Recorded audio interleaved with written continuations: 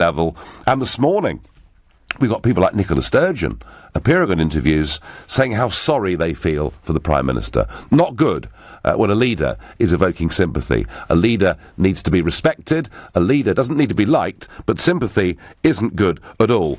But something interesting amidst all the speculation, and yeah, the newspapers are full of it. Is Boris going to be sacked? How many plotters does Grant Shapps have? But amidst it all, something slightly interesting that maybe moves this on.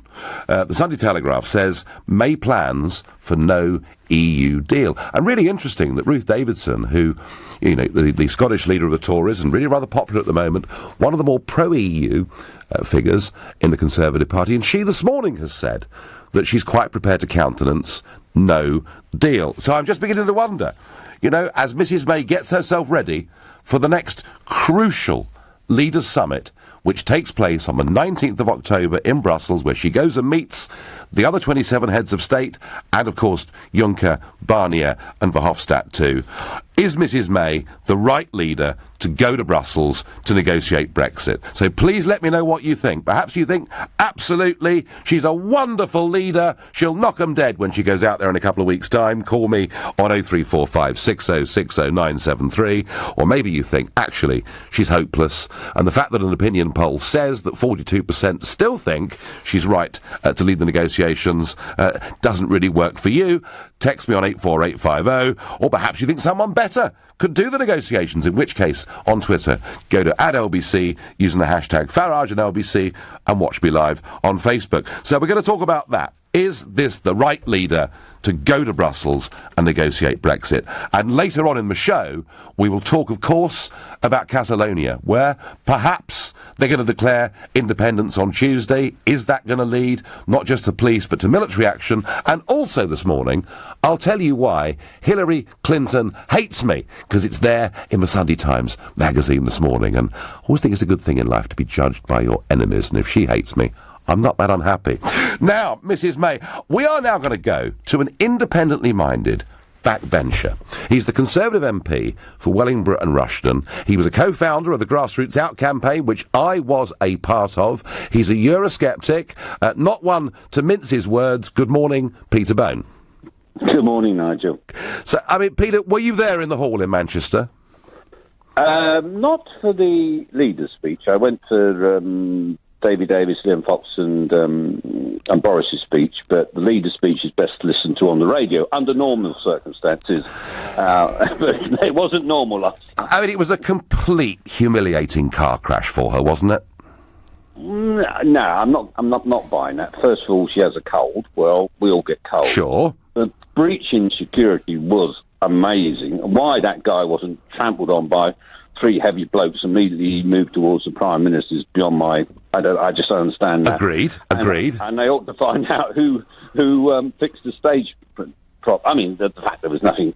The speech itself was fine, but nobody's talking. Was it? So you're happy, Peter, are you? You're happy that price caps are going to be introduced, state intervention... I mean, good socialism, Peter. You're really happy with that, are you? Yeah, no, sorry. There were one or two things that I wasn't happy with. I'm sure. You just nailed them. But, I mean, if she's going to go to Brussels on the 19th of October, and that happens to be my birthday, and if she was to say, we've had enough of you lot, look, this negotiation is going nowhere, we're pulling out tomorrow, bye-bye, that'd be a very nice birthday present for me. And she's a sort of, as someone said, a bloody-minded woman who might just do that, who knows?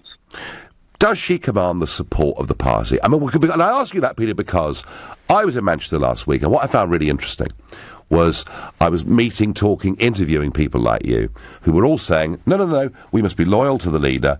And then, once the microphone was switched off, they were all saying, gosh, she's hopeless, isn't she? I mean, where do you stand on this? Is she really right to be your leader now?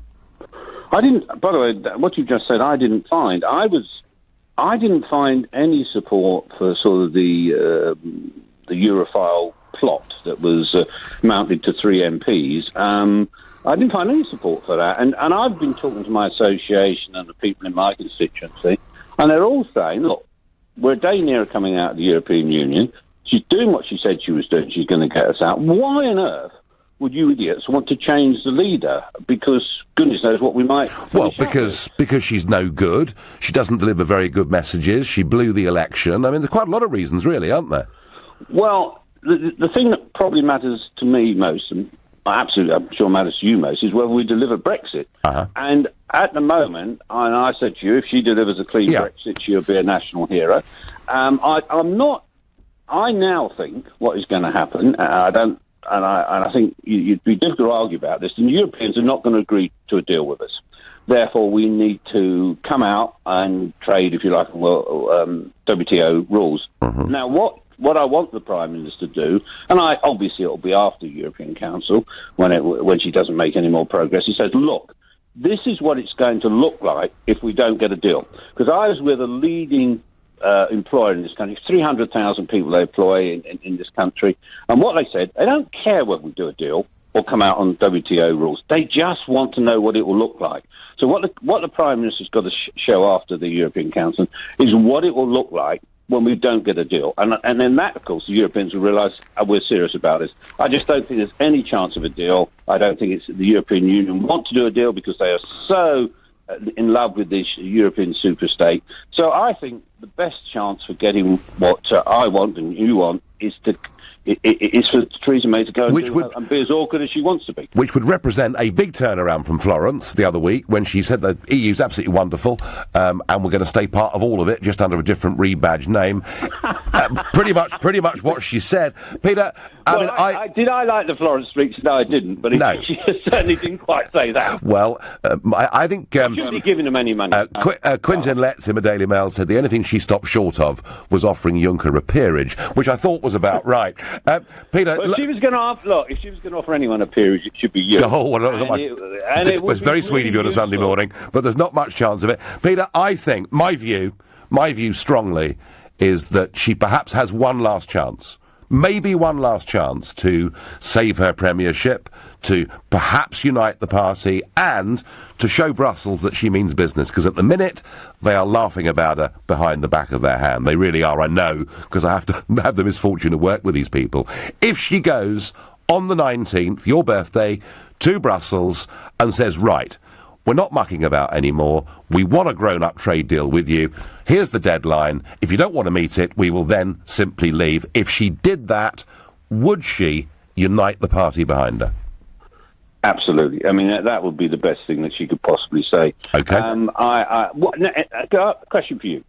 If it wasn't Mrs May, who would you have to lead us to come out of the EU? Oh, well, I would be looking, Peter, I'd be looking for an independently minded backbencher of some kind, somebody who was unafraid to speak their minds, perhaps even an MP that sort of was somewhere in the middle of the country, I don't know, the sort of county that you're in at the moment. Peter, I don't really care. I think she's badly damaged goods, but there's always a chance in life for people to redeem themselves, however bad it looks, and I have to say, I agree with you, if she does a complete volte-face from Florence, comes out kicking, comes out fighting, there may be a chance. Peter Bone, thank you very much indeed for joining us. Well, Peter Bone there, who was fairly honest that he didn't like the Florence speech, he didn't like much of what she said in Manchester, but he thinks if she gets tough, she can regain credibility and her standing in the party. I would say this is last chance saloon. That's my view. I'm perhaps being kind this morning. I wonder what Keith in Stoke Newington thinks. Keith, good morning. Good morning, Nigel. Yes, I think it's the wrong time to change, have a leadership challenge at the moment.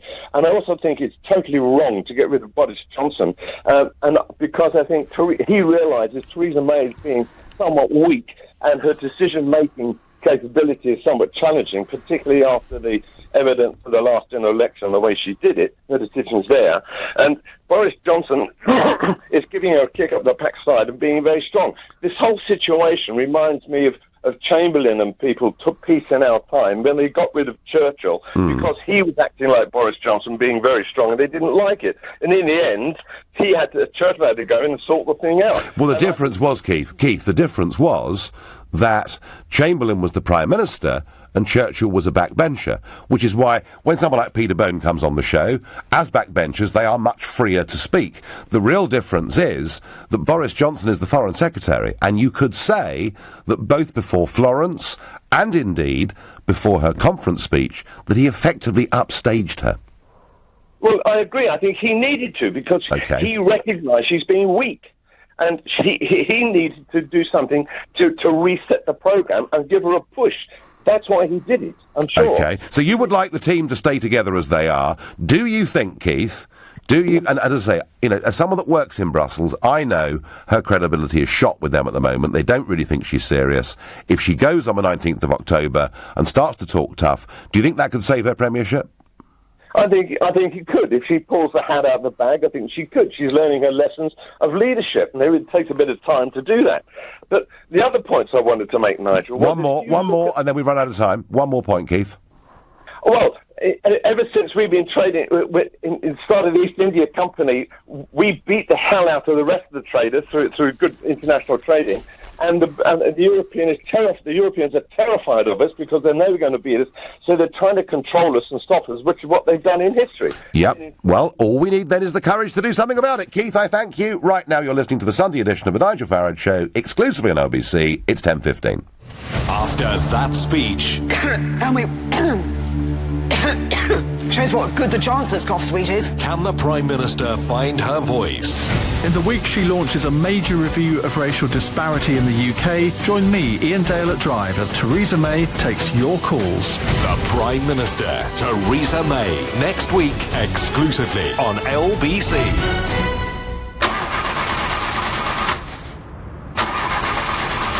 Sometimes it can be hard to keep your show on the road. But new Car Genie from the AA makes things easier. Car Genie helps predict and prevent breakdowns. Just plug it into your car and it will warn you and us if there's a potential problem. That should keep you rolling. New Car Genie from the AA. Because anything can happen. Compatible vehicles only. Check the AA.com for details. Your journey is always more pleasurable with Aeroflot Russian Airlines. Our young fleet flies to an enormous range of destinations. Come and experience true hospitality delivered by our expert cabin crew and pilots, made even better by the choice of exquisite cuisine served on board. Then just sit back, relax, and enjoy the comfort of our state-of-the-art aircraft. You'll find you've enjoyed yourself before you've even landed. Fly Aeroflot. Hey, Sarah, did you see our street in the Admiral ad last night? Yeah, we're the inspiration for multi-cover. Guaranteed discounts on Admiral home and car insurance, don't you know? Your home and car on one policy. But seriously, it's a lifesaver. I know. I did my car, Rob's car, and the house, and it was multi-cover discounts all round. Ooh, that deserves a celebration. Cup of tea, something stronger. Multi-cover your home and cars at admiral.com. So go ahead and tell us your name and what you do. Fergus, I'm a hermit crab, so I walk around, pinch things, and move house mainly. And how often do you move? I'd say about 15 times a month. Oh, wow. Yeah, used to be a pain before I started using Zoopla to sort out the energy, broadband, removals and all that moving stuff. Now it's a lot easier. So this is going on the radio, yeah? Yeah.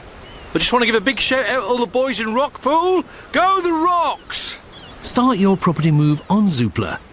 There's no need to scream and shout if your plumbing's gone right up the spout. There's a local hero for that. If your lights are leaving you in the dark, there's no need for a rude remark. There's a local hero for that.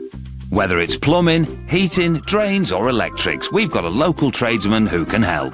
There's no call-out charge and all work comes with a 12-month British Gas guarantee. Book online now. There's a local hero for that. Localheroes.com. Glad I brought a coat. Thinking ahead, Wilbur? Well, it's like getting home care from British Gas before winter catches you out. From only £12 a month, that's less than 40p a day. Your boiler's serviced every year. If it still breaks down, we'll fix it. And until 23rd of October, you get 1 month free on most home care products when you buy online. You brought the umbrella. Thinking ahead. Not bad for a penguin. Stay a step ahead of winter. Search British Gas Home Care. Conditions apply. Is your business structured in the correct way to manage your exposure to income tax, capital gains tax and inheritance tax? Does your business structure assist you in achieving your goals? Or do you feel like you suffer a tax charge every time you want to do something new?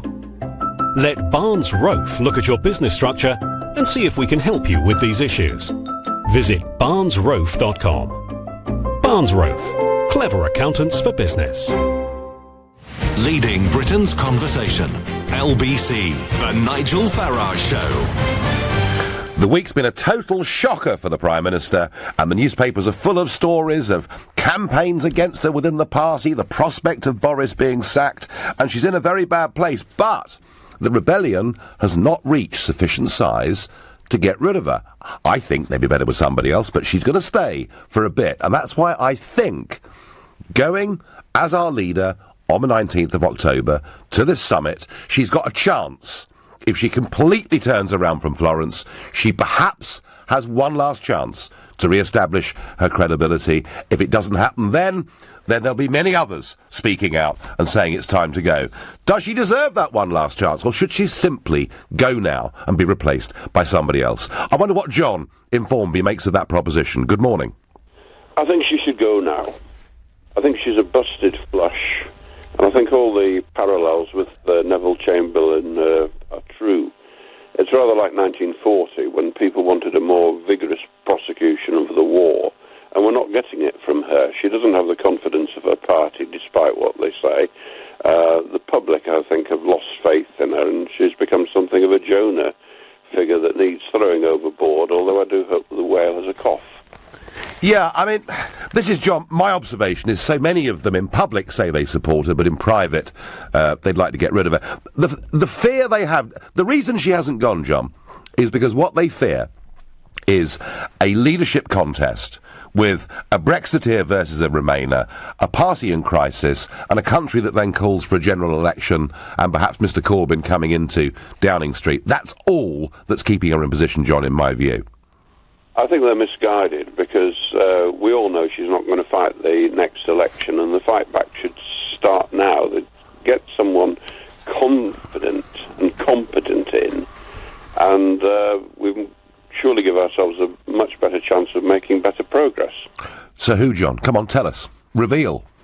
Oh, well, we've got the three Brexiteers, and then the dark horse, the Mog. So which of them could, and they've got to do two things: one, unite the party, and two, let Brussels know we're not going to be bullied around and we should be taken seriously. Who fits that job? Well, I would like to see a debate and let them put up their stalls and buy from the best offer accordingly. OK, fine. John, thank you. John thinks she's got to go. She's shot. It's a joke. It's not working.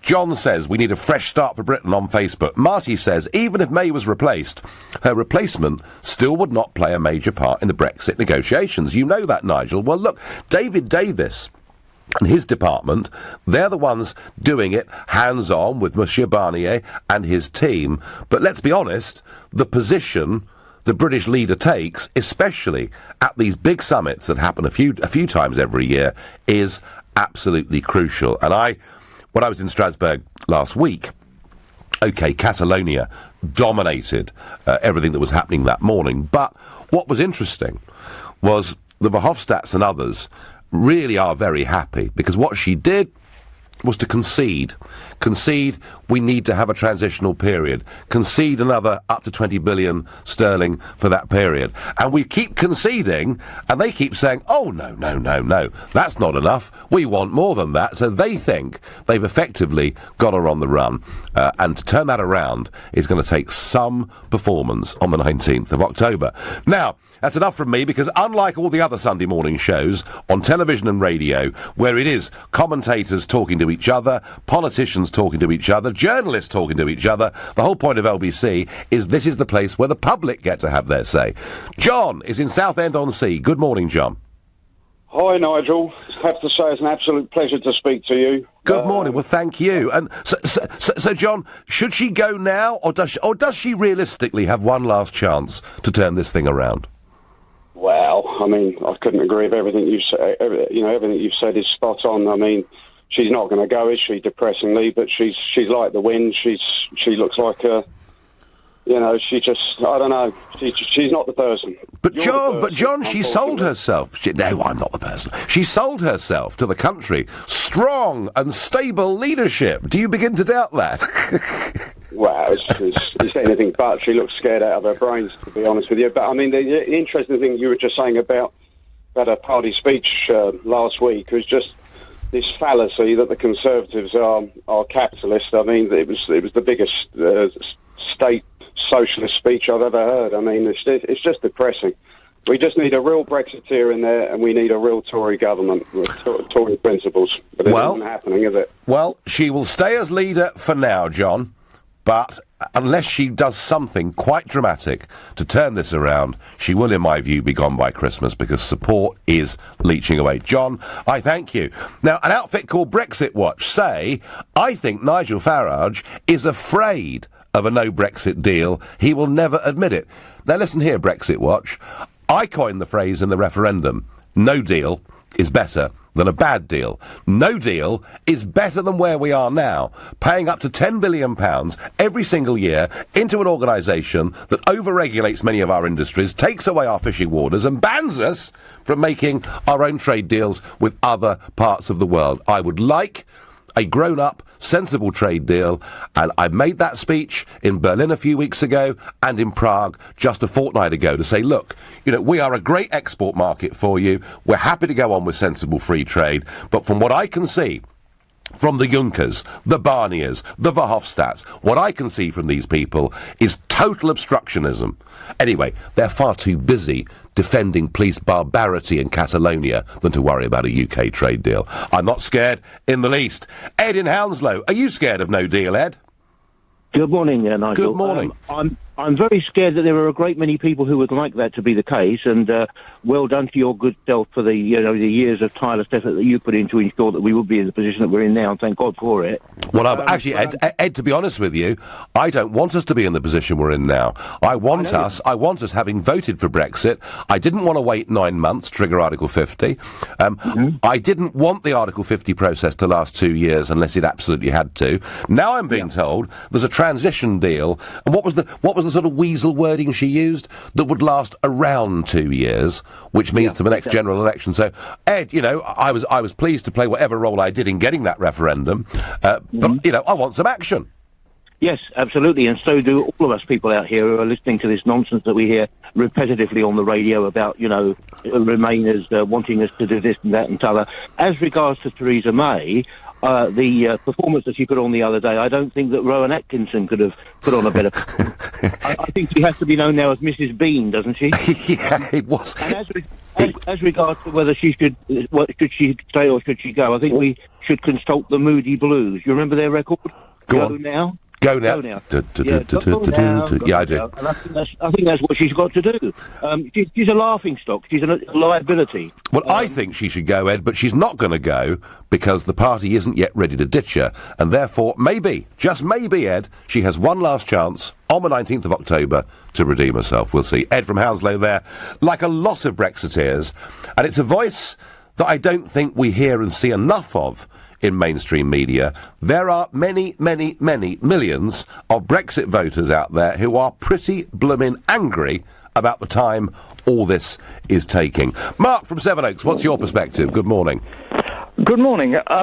Well, really, people seem to be trying to choose the leader of negotiations who will negotiate the deal they want. And I think there's a different way of looking at it. I think that we ought to be negotiating several deals, and it could be easier actually to do that than to just stick to one, because we could start with a deal which was close to what we have now and gradually add in the things that we want, and that way the deal process will be easier, and the choice could be made later on by Parliament or whatever as to which one to go for. It would mean that everybody could have push their own particular view and get a deal of the sort they want and choose later. So that would be sort of a multiple choice type option, Mark. Is that what you're suggesting? Yes, I am. I think that the negotiations would go better. It would be a better example to the terrible situation in Spain that's evolving. Awful. And I also think that it will avoid a potential problem that I think hasn't been talked about enough. With the transition period lasting as it does, it'll be almost 5 years since the referendum. I know. That's what's making as many of us angry, Mark. I understand that, but there's a difficulty with it, because by then there'll be 4 to 5 million people who didn't get a vote in the referendum because they were too young. And the question then is, will the MPs be willing to say to those people, no, you're not having a say. Oh, by the way, in a few months' time, vote for me in the general election. So, with the multiple choice deal, you're giving the possibility of a compromise. And I know that some people may not want a compromise. They may want exactly what they want. But there's the potential, if there is just a rather hard deal, that the MPs will not wish to pay for Brexit with their seats. I mean, you've managed to persuade, remarkably, there are many Remainers to, in the name of democracy, give up and pay for it with their freedom of movement. Mark, one thing I don't like about your multiple choice deal is the idea that it would stretch out for a long, long time. And I would like this all done and dusted well before the next general election. But I thank you. A very interesting approach there from Mark in Sevenoaks. You're listening to the Sunday edition of the Nigel Farage Show here at LBC. It's 10:30 and time for the news with Andy Ivey. Theresa May is promising not to hide from a challenge with speculation of a cabinet reshuffle later in the month that could see Boris Johnson demoted. The Prime Minister's come under pressure to freshen up her top team. Storm Nate has hit the Mississippi coast, the first hurricane to make landfall in the state since Hurricane Katrina in 2005, but it's weakened to a tropical storm as it moves inland. Internet trolls are to be targeted by the first national police unit dedicated to tackling online hate crime. It's hoped it'll drive up prosecutions for abuse on social media. LBC weather largely dry with sunny spells for many and light winds, but showers for northern and western parts, highs of 17 degrees. LBC Travel in Kensington. The A4 Cromwell Road is blocked westbound because of an accident at Gloucester Road. 2 cars are involved and there are queues from the Natural History Museum. The Royal Parks Half Marathon is on this morning, so there are lots of queues in central London, including Hyde Park Corner, the Mall, Whitehall and the Strand. The Shoreditch 10K is also underway, so closures include Southgate Road and Hoxton Street. In Ladbroke Grove, St Mark's Road is closed both ways because of a building fire between St Quintin Avenue and Barbary Road. And on the Tube, engineering works means there's no Circle Line today between Aldgate and Edgware Road via Victoria. LBC Travel, I'm Dave Goff. This is LBC. Laughing, loving, playing, guiding, caring. Being a parent doesn't stop when your life does. Take care of your loved one's futures today at legalandgeneral.com, the UK's #1 life insurance provider. Growing, learning, dreaming. You are forever a parent. Cover from £6 a month. Limitations and exclusions apply. Claim based on new life insurance sales in 2016. Ooh, winter can hit you hard if your boiler's not up to it. So make sure your home or business stays a step ahead this winter with a new boiler from British Gas for half price. You'll still get our full fixed price guarantee and our full 5-year warranty. And you'll only pay full price for the installation. Oh, and don't worry, you will get a full boiler. It's only the price we've cut in half. But hurry, this half-price offer ends 31st of October. Get yours now and be a step ahead this winter. Search British Gas New Boiler. Conditions apply. Travel Pack. Have the right flight at the right price. In fact, we'll price match most worldwide flights if you find one cheaper elsewhere at the time of booking. So, if you need to book a flight, remember the Travel Pack price match. Call Travel Pack on 0208 903 9999. You won't find a better price for your flight. Travel Pack 0208 903 9999. ATOL protected. Excludes low-cost operators. Competitors must be ATOL licensed. Conditions apply. When most people think of 3D, they think of movies, games, or TV. At Darwood & Tanner, we think of it as a process of determining the shape and volume of your jawline in 3-dimensional space, allowing us to create the perfect dental implant solution for you. To be amazed at the transformational effect of Darwood & Tanner dental implants, visit darwoodandtanner.co.uk. Darwood & Tanner, obsessive about dental implant technology. You know the drill. Put your savings in the bank, earn interest, feel utterly underwhelmed. It's time to talk to Cufflink, the award-winning peer-to-peer company. They're not a bank, but are regulated by the Financial Conduct Authority. You lend your money with theirs onto property loans, and you can get up to 7.2% gross interest on the whole lot. Make the most of your savings with Cufflink. Visit lendingtogether.co.uk. Past returns are not necessarily a guide to future returns. Your capital is at risk. The Renault Scrappage Scheme is now on at Renault Retail Group. So, say au revoir to your old car and hello to saving thousands of pounds on a brand new Renault. Find your nearest dealer at renaultretail.co.uk. Exclusions and eligibility criteria apply. See renaultretail.co.uk. So, start of the week, I'm on the edge of my seat with Game of Thrones. By the middle of the week, I'm seeing stars with Tin Star. The next thing you know, it all kicks off with A League of Their Own. You see, with Sky TV, I can enjoy Sky Atlantic's big screen drama and 45 channels of catch-up TV, all for £20 a month. And right now, there are great broadband offers too. Search Sky Bundles. Sky. Believe in better. £20 standard setup, Sky Q-Kit loaned at no cost, new 18-month TV contract, terms apply. The Nigel Farage Show on LBC. Call 0345 6060 973. Some of you are even more sceptical than me when it comes to the question of whether Mrs May's the right person to go to Brussels on the 19th of October, represent our country, and set out a fresh position on Brexit. Jimmy says Theresa May and her backers have no intention of actually leaving the European Union. It's all a charade.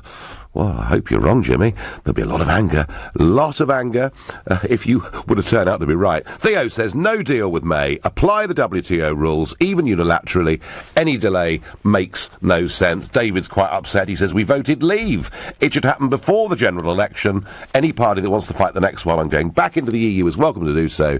It doesn't change the fact we voted leave. My concern, David, and it kind of links in a bit to Mark's call from Sevenoaks before the break, the worry is, with transition and everything else, that effectively it becomes unfinished business at the time of the next general election. That's my concern. I wonder what Sean in Blackpool thinks of the whole thing. Good morning. Good morning, Nigel. And just to say how nice it is to speak to somebody who is so intellectual and knows what Britain needs. Well, I mean, I'm called many things by some that like me and other things by those that don't, Sean. But I've always thought that Brexit would give us a fantastic opportunity, and I'm just really frustrated we're not gripping it, Sean. Yeah, well, at the moment, I'm currently in hospital after being in a car accident and now paralysed on my left side. Gosh. Actually, the NHS is struggling. I've seen patients waiting on trolleys in corridors in the hospital I'm currently at, for up to 18 hours because they're struggling for nursing staff, they're struggling for beds. This is all because of all the cuts that Theresa May and her party have done. Now, if the Article 51 had been triggered, £388 million a week would be pumped back into the NHS. Well, I don't know about... that may be over-egging it a bit, Sean. But, certainly we could put some of the Brexit savings into the National Health Service. That's true. But isn't the real problem that you're... and by the way, I'm very sorry to hear about your difficulties, but isn't the real problem that you're seeing there in Blackpool that our population is rising by 500,000 every year, and our growth in hospital and medical services simply isn't keeping up? Yes, that's right. That is right. But that is because of the Conservative Party. The party needs to go and let Labour take over. Jeremy Corbyn is the man we need in Brussels. Well, Sean, do you know something? I might have agreed with that a few months ago, because much as I disagree with a lot of what Corbyn stands for, he's always, on the European Union, for 30-something years, been sound as a pound as far as I'm concerned, believing we should govern ourselves, make our own laws, not be part of a system that is very much in hock to multinationals and giant banks and all the rest of it. But the trouble is, Sean, that now Corbyn's been turned by his own parliamentary party. He's now supporting transition. They're even limbering up to keep us in the single market. So maybe, Sean, Jeremy Corbyn has let people down at the moment even worse than the Conservatives. Yeah, but the youth love Jeremy Corbyn, and that's something that we need to focus on, is getting our country back to the way it used to be, getting out of the EU by triggering Article 51. Article 50. Well, Sean, we'll see. And how much longer are you going to be stuck in the hospital? A few months. Few months. Gosh. Our thoughts are with you, Sean. Be patient. I've spent several months in hospital. It's pretty mind-numbing, and even aside from whatever you're suffering from, it's a very difficult psychological thing to go through. Horrible. Don't recommend it. We haven't anyone in the current government that isn't laughed at on the international stage, says Mark on Twitter. Would they laugh at Boris? Yeah, actually, they probably would. But anyway, it doesn't mean he wouldn't do a good job. He might. Who knows? What does Lisa in Stamford think? Lisa, good morning. Morning, Nigel. I actually don't think it matters who we have leading the company, certainly as far as Brexit goes. I'd like to tell you what I'd heard on. I was watching BBC Parliament last week, and it was the MEP lot. Yes, you were there. Yes, I was. And you'd raised the argument over the Catalonian situation. Now, I don't know if you'd left the room at this time, but they carried on slating Britain and Brexit and all that.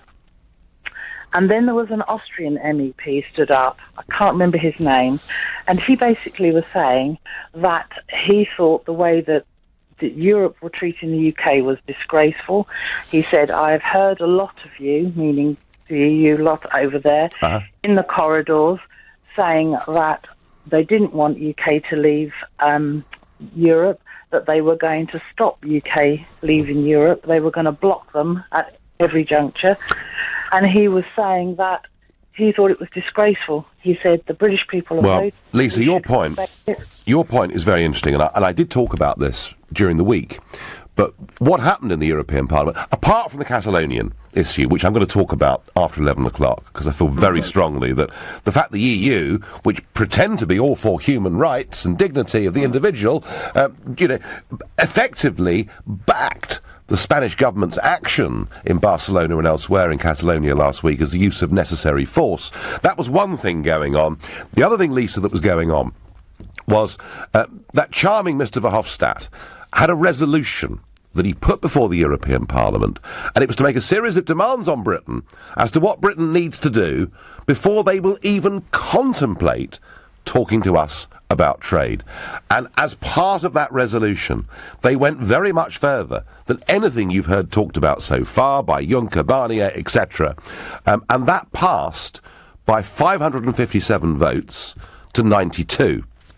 And the biggest worry of all I've got, Lisa, is if we do spend goodness knows how long on negotiations, ultimately, under the Article 50 process, the European Parliament could veto the whole bloomin' thing. So this is not a straightforward procedure, and so I'm going to disagree with your first point. I think it does matter who leads the country. I think, Lisa, it's time we actually went to that European summit and got tough. Absolutely. I absolutely agree. But can Theresa May do it? Is it within her to do it, or is she now past her sell-by date, and is it only a matter of time before she goes? I feel sorry for her, and I would like to give her a chance, but she has got to toughen up. She really has. Yeah, when you say you feel sorry for her, it's exactly what Nicola Sturgeon was saying this morning. If we're feeling sorry for our leader, it's not a very good place, Lisa, is it? It's not. No, it's not. Listen, thank you ever so much for your call. Philip says to me on Facebook, whoever took her place would have the same problems, too much division. Philip, that may be true, but I thought it was very, very interesting that this morning, Ruth Davidson, who, is seen as a bit of an up-and-coming star. They won 13 seats in Scotland at the election. She's clearly being invited onto every major media show there is out there. And, what's interesting is she's always been seen as being very pro-single market, very much more pro-EU than the majority of the Conservative Party. And there she is this morning on the Marr Show saying, actually, no deal could be the right solution. So I just wonder whether they see an opportunity here, because they realise that the Labour Party have effectively said to people who want to end freedom of movement and want to leave the single market, sorry guys, we're betraying you. So I wonder whether there's a bit of political positioning. I wonder whether they're beginning to see that by taking a more resolute Brexit line, it might do them some good. I wonder what Susan in Liverpool thinks. Good morning. Morning, Nigel. So, should May go, Susan? Yeah, I want May gone. Right. I want her gone. She is a weak, and I actually don't feel sorry for her. I think she's quite arrogant, because I think she knows that she is unsuitable to take us out of the EU. And I think she is quite stubborn about it, and that's why she's staying, but I think she needs to go. And if she goes, and who knows, she might at some point between now and Christmas say that she's suffering ill health or whatever it may be. These things have happened in the past. Is there an obvious replacement, Susan? Well, there is to me. Is there? Got to be Muggsy. It's got to be Jacob Rees-Mogg. I mean, to be honest with you, I have 3 people on my list that I would like to leave this country. And I don't just mean out of the EU, I mean for everything else. Yeah. The 3 people on my list is obviously your good self. Right. But that's obviously a pipe dream, but it's something that I would have loved to have seen. The second is Jacob Rees-Mogg, and the third guy is a guy who actually isn't an MP, but is Douglas Murray, who talks a lot of sense about the safety of this country and about the safety of these lovely people in this country. Yeah, Douglas Murray, writer, blogger, etc., and somebody that's been warning about radical Islam for many, many, many years. Well, Susan, you might get Jacob Rees-Mogg, I don't know, but I thank you, and Susan, they're absolutely clear that May has to go. You're listening to the Sunday edition of the Nigel Farage Show, exclusively on LBC. It's 10:45. Well, you are pernickety. What is the first? I just want to say a couple of things. My problem with it is the following. LBC at the weekend. Alex Salmond. If my granny had been born in Limerick as opposed to Linlithgow, then I would be applying for Irish citizenship because of the uncertainty which has been caused by politicians who talked a big game on Brexit but haven't done even the elementary things of securing the position not just of European nationals but those who are looking to the future. Leading Britain's conversation. Alex Salmond. Today from 3 on LBC. Hi, I was hoping to get a price on selling my car. Online, they offered me £3,000. OK. How about £4,000? What? Really? Brilliant. Yeah, great news. We buy any car too, but we pay £1,000 more. We call that one of life's small victories. Bring Vauxhall a quote from the leading online car buyer and we'll beat it by £1,000 when you trade in your old car for a brand new Vauxhall. Plus, that's on top of our other great offers. Search Vauxhall Buy Any Car. Vauxhall. Isn't life brilliant? Offer and part exchange for new passenger car orders which are registered by 31st of December. Based on the true condition of the vehicle. Participating retailers only. Terms and conditions apply. See vauxhall.co.uk/WeBuyAnyCar2.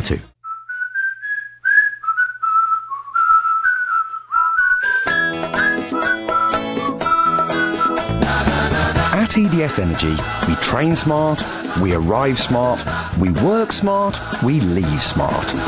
We are the Smart Installation Society, and we're recruiting now for more great people to be part of our smart meter installer team. We are the Smart Installation Society. We are the Smart Installation Society. Join us today. Search EDF Energy Smart Careers. Smart metering from EDF Energy. Works for me. So, start of the week, I'm on the edge of my seat with Game of Thrones. By the middle of the week, I'm seeing stars with Tin Star. The next thing you know, it all kicks off with A League of Their Own. You see, with Sky TV, I can enjoy Sky Atlantic's big screen drama and 45 channels of catch-up TV, all for £20 a month. And right now, there are great broadband offers too. Search Sky Bundles. Sky. Believe in better. £20 standard setup, Sky Q-Kit loaned at no cost, new 18-month TV contract, terms apply. I could be at home now. Maybe watching telly with the kids. Or I was thinking about going for a pint. Instead I've punctured my lung and it's slowly filling up with blood. I'm going into cardiac arrest now. Silly place to overtake, really. Still, you live and learn, don't you? Don't you? Motorcyclists, think. Don't ride too fast. To the Mayor of London and TfL, every journey matters. Glad I brought a coat. Thinking ahead, Wilbur?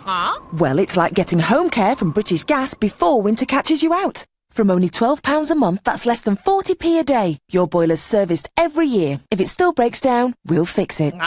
And until 23rd of October, you get 1 month free on most home care products when you buy online. You brought the umbrella. Thinking ahead. Not bad for a penguin. Stay a step ahead of winter. Search British Gas Home Care. Conditions apply. When you run your own business, being in the right place at the right time can make all the difference. And as the UK's #1 commercial vehicle brand, we understand this too. That's why at the Ford Transit Show live event, we'll give you a free sat-nav when you purchase a new commercial vehicle. So your business can be in the right place at the right time, every time. Visit your nearest Ford dealer between the 7th and 15th of October. Ford. Together, we go further. The free entry-level satellite navigation system available across the Transit range excluding Base and Tornado series vehicles to be contracted between the 7th and 15th of October 2017 and registered between the 7th of October 2017 and 30th of June 2018. Offer available to retail and eligible fleet customers only at participating Ford dealers, not available with any other promotions. leading Britain's conversation. The Nigel Farage Show. Tweet at LBC using the hashtag FarageOnLBC. Some are calling for May to go in public. Grant Shapps claims there are about 30 Conservative MPs that wanted to go right now. Others are keeping their powder dry. Everybody agrees it isn't really going very well, but they're terrified that if the Prime Minister goes, that there'll be a leadership election, more division, and perhaps it'll even lead to a general election. But what interests me this morning is the Prime Minister is indicating, and we see the front page of a Sunday Telegraph on this, they're indicating that they are, at last, genuinely preparing for a no-deal scenario. And the story is that money is going to get spent, in particular, with new technology to speed up customs checks at borders if the UK reverts to World Trade Organisation rules. And I'm just wondering, does that give the Prime Minister one last chance? If she was to go on the 19th of October to the Leaders' Summit in Brussels and really stick it to them and make it clear that, we're not going to get pushed around anymore by these people, could that perhaps bring the party together?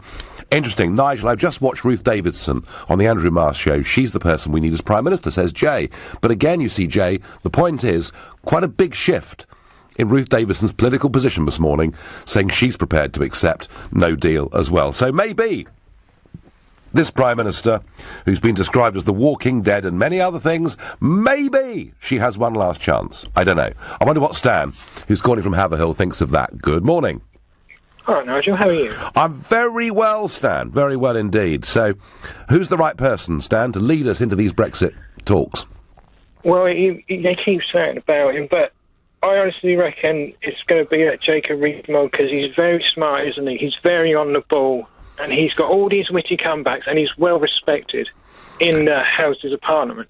But But Stan, you could argue, and yeah, Jacob's great value. If that was no question, it was very funny, wasn't it, seeing him in Manchester talking to a snarling protester. It was very, very amusing. But yeah, he's very calm, wasn't he? He is. No, he is. He's very together. But Stan, he's got no political record in office of any kind at all. He takes a position on abortion, on gay marriage, that would probably be anathema to a very large chunk of this country. And there are people who say to me, but he's just too posh, isn't he? Being able to, if you're posh or if you're common, it doesn't affect your ability to do a job, does it? I don't think it does, no. But we did have, with Cameron's years, a lot of talk that perhaps it was time that one school didn't have quite the amount of dominance in British politics that it's had for the last 250 years, and that it was time to sort of move away from Eton. But no, Stan, actually, I agree with you. I think it doesn't matter where you come from, what your accent is. If you come across as being honest and straightforward, that is what people increasingly want. But if it was Jacob... All right, Stan, let's play a game. Yeah, okay. Theresa May goes next Monday, ill health. Jacob is anointed because Stan in Haverhill, amongst others, are pleading, you see, for Jacob. And Jacob becomes the Prime Minister by acclamation, and he heads off to Brussels on Eurostar. Probably private jet, actually, but if he's Prime Minister. But he heads off on the 19th of October. What is it he should say as the leader of this country to get us the best deal? Are you going to actually bother negotiating with us? And if the answer's no, okay, bye. Right. Just say goodbye, and then we can have our own. We can write our own law. We can have our own sovereignty, can't we? We can write our own laws. We can stop the flood of immigration, which we can't deny is happening. Mm-hmm. No, we still have an open door. Yes, that's certainly true to the European Union. So that's okay. And you think Jacob's the man that would do that? Yeah. 100% cert. He is the man to do it. OK, Stan, I thank you. Be quite fun seeing Jacob going to the European Council as our Prime Minister. He'd probably address them in Latin, wouldn't he, or ancient Greek, or something like that. Annabelle is calling from Twickenham.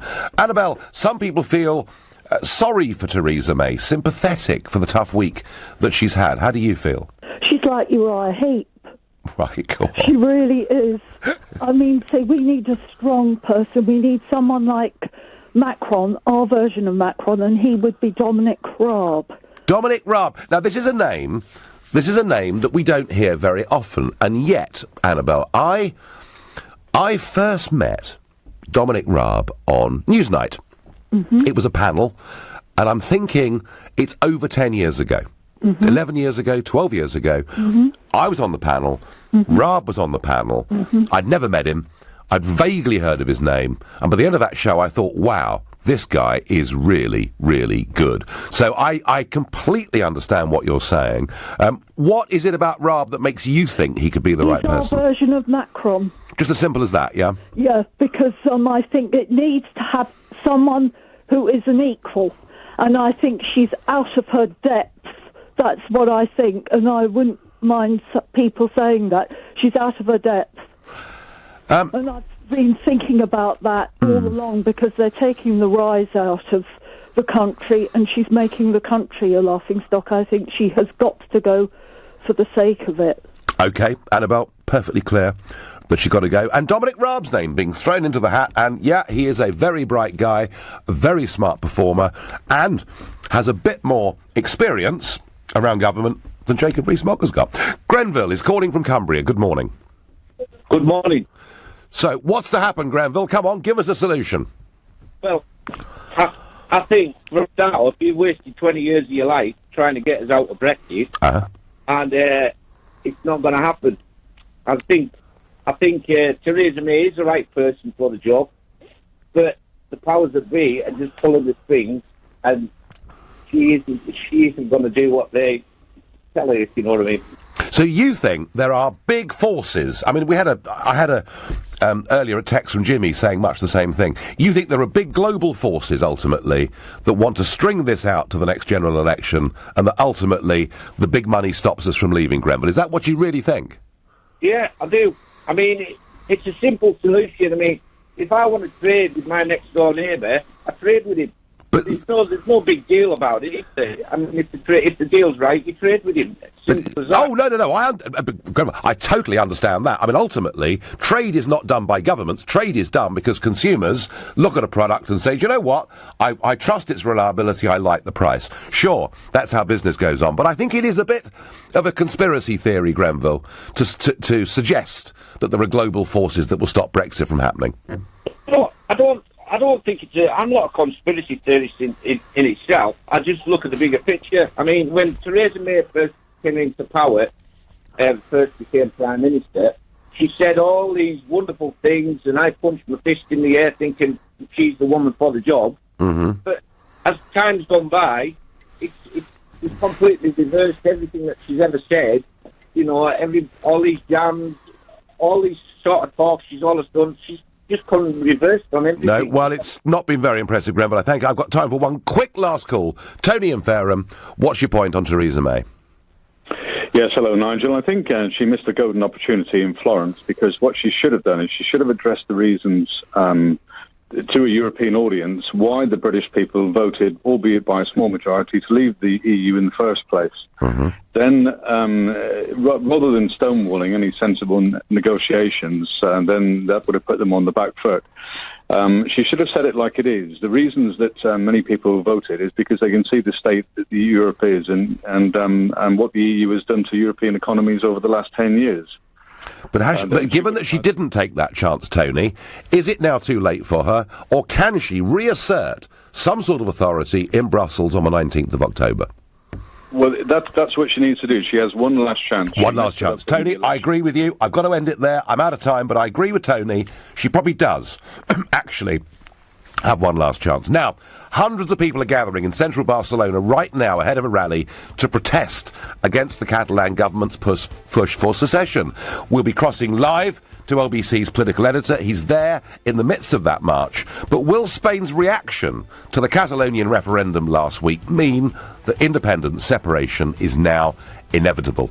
If you think the heavy-handed approach by Spain will drive more Catalonians towards independence, call me on 0345 6060 973. Maybe you think Spain needs to remain united, in which case text on 84850. And if you're listening from Spain, you can ring, text or tweet Farage and LBC at LBC, and watch me live on Facebook. We're live from London and Spain next. On FM, online, on your mobile and on digital radio.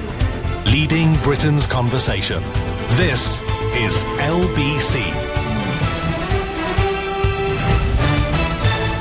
From Global's newsroom at 11 o'clock, the Prime Minister has suggested she wouldn't shy away from demoting Foreign Secretary Boris Johnson, with speculation of a cabinet reshuffle later this month.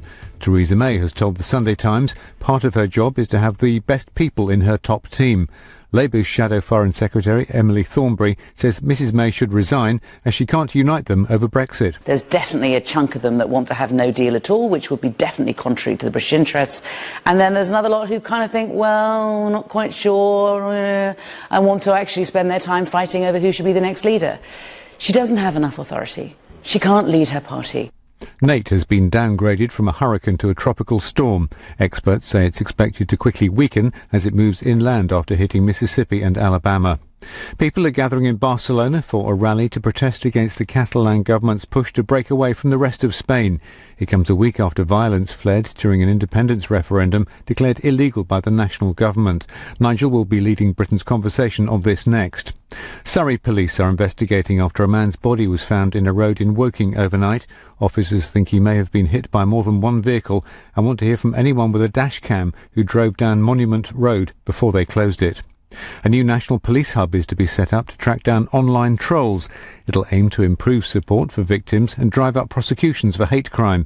LBC's technology expert Will Guyatt says removing abuse on social media is one thing, but tracking down the people responsible for it is much more difficult. When accounts get blocked or removed on social media, it's very easy for somebody to restart another one. And that's, I think, what the government are trying to get in place with these organisations, make them take their responsibilities a bit more clearly and also deal with these issues when these things happen.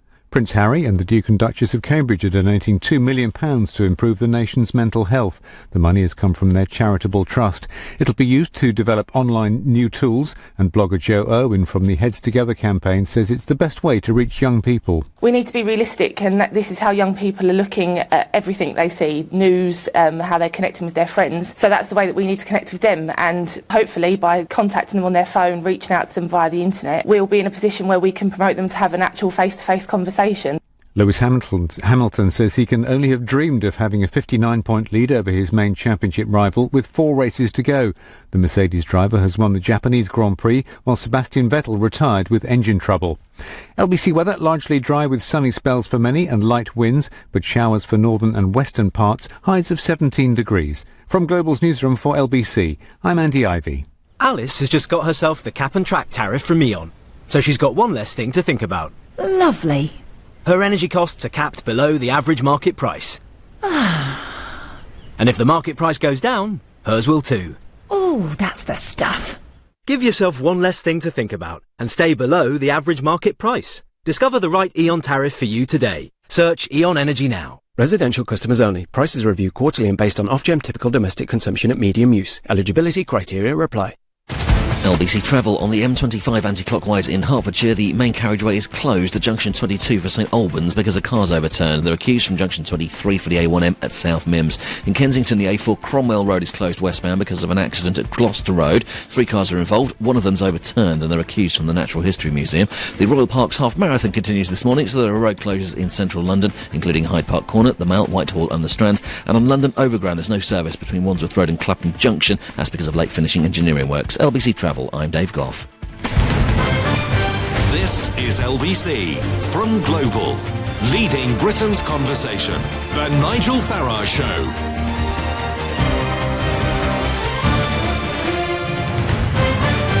Last Sunday, we witnessed the most extraordinary scenes in Barcelona and across other parts of Catalonia.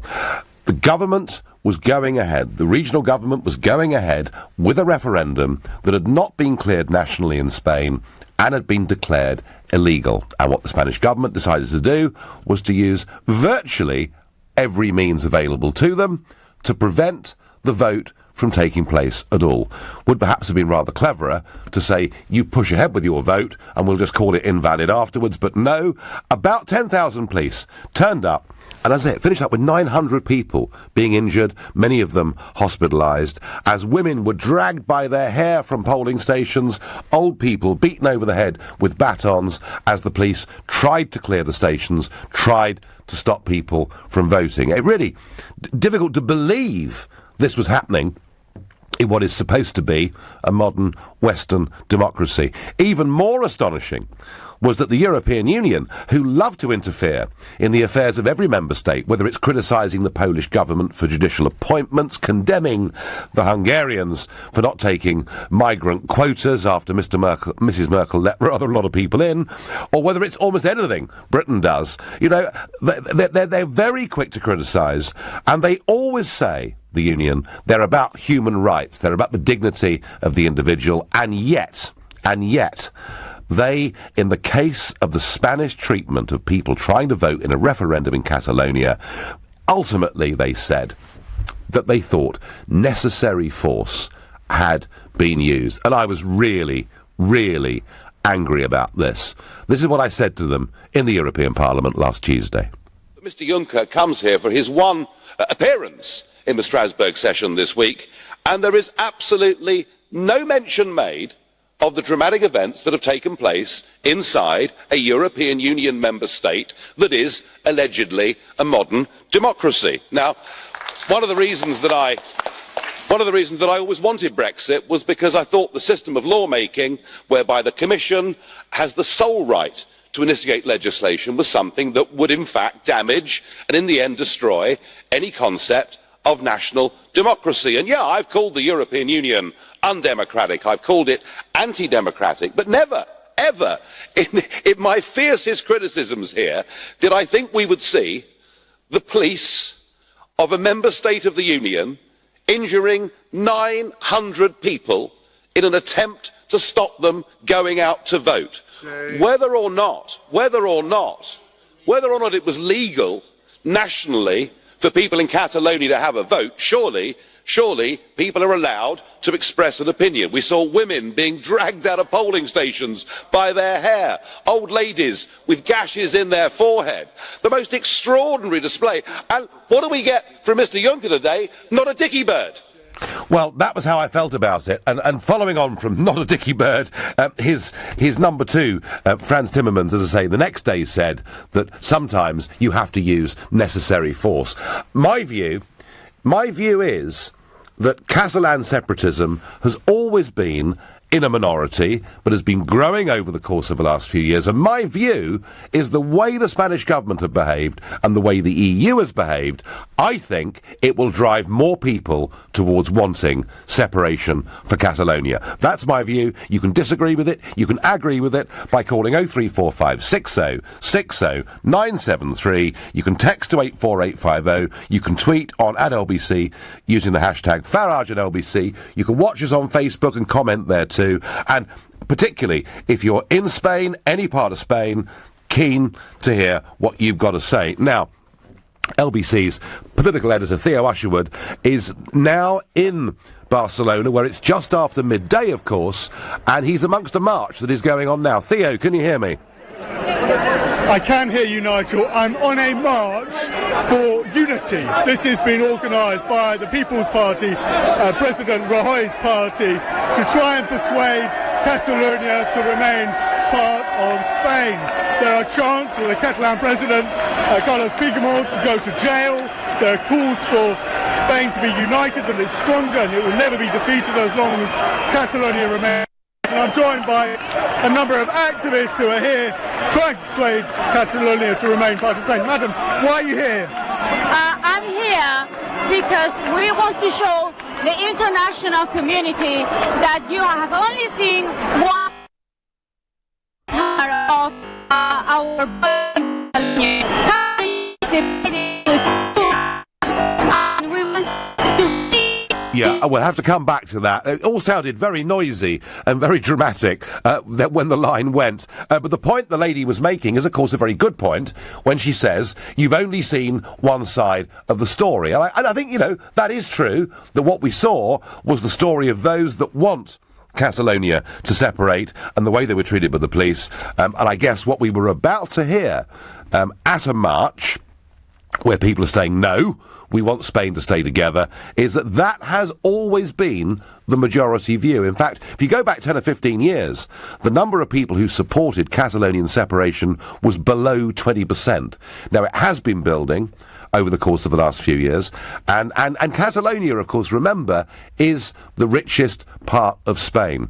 But, and here's the interesting thing, the European Union also said to them that if Catalonia wants to go ahead and separate from the rest of Spain, they wouldn't be allowed to join the European Union. The banks have been telling them that they would all leave. So there's a huge amount of pressure is being put on from the establishment to stop this from happening, and yet, when the Catalonian Parliament meets on Tuesday, it is possible that their First Minister, Mr. Puigdemont, it's possible that he will simply declare independence. Now, if he does that, how will the Spanish government react?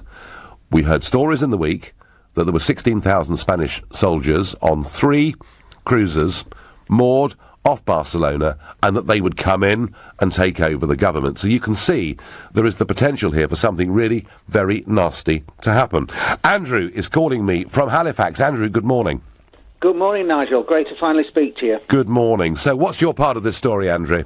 Well, I'm like you on most things. I mean, I detest the European Union. I hope that it disintegrates within the next decade. But I cannot support the dismemberment of Spain. Right. I'm against this push for all sorts of reasons. One is that, states do have the right to secede if there is a history of tyranny or a denial of fundamental human rights, such as the case in Kosovo or East Timor. But that's palpably not the case with Spain. The Spanish government has bent over backwards. Oh, hang on, Andrew. Andrew, hang on. Whoa, down there. Last Sunday, the Spanish government had 10,000 police physically dragging people out of queues who wanted to go and vote. That was a denial of human rights, wasn't it? Well, let me put it to you like this. If people did defy less confrontational tactics, and that is what it takes to uphold the rule of law, is it disproportionate? Because if it is, you could argue that the action against the miners in 84-85 was disproportionate. Everything else had been tried. And another danger for me is that one of the biggest foreign delegations for this Catalan farce came from parties from the United Kingdom. It came from the Tartan Army of SNP in Scotland, and it came from that terrorist apologising scum across the water in Ulster, Sinn Féin. They clearly believe that this could lead to a domino effect that could trigger separatist causes here in our own country, and that is something that's got to be resisted at all costs. Well, Andrew, I have never felt any feeling towards the Catalan separatist movement at all. I've never really fully understood it. I've obviously seen what Basque separatism has done in the other part of northern Spain over the years, but I've never had any strong feeling about it at all.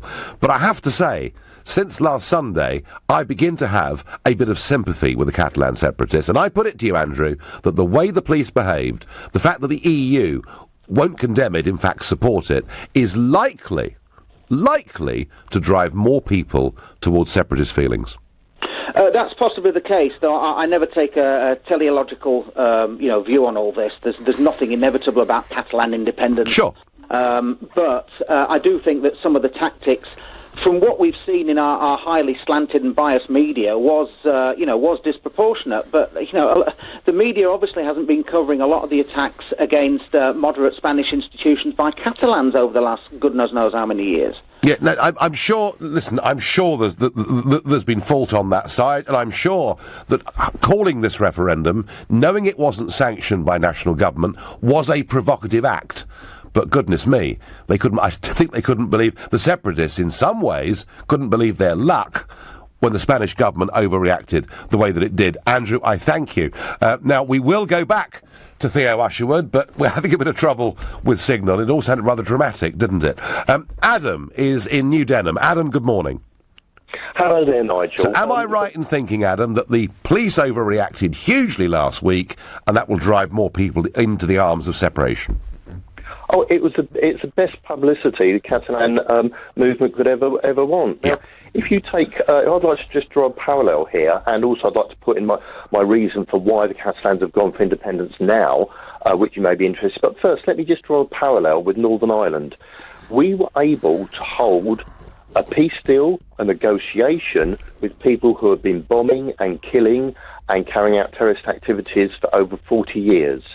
We were able to do that. I mean, as much as I despise Blair, I think we've come out with a good deal from the Northern Ireland Agreement. OK, so why... So Adam, tell me, why now for the Catalan separatists? Why now? Catalonia has always produced more GDP for Spain than it's actually used. Up until a few years ago, they always received back a rebate to actually say, you've actually produced more for the economy than you've used. They had that rebate cut.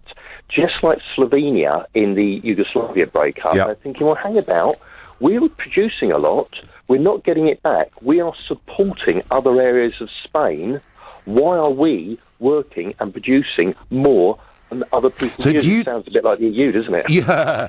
You think money's at the heart of this, yeah?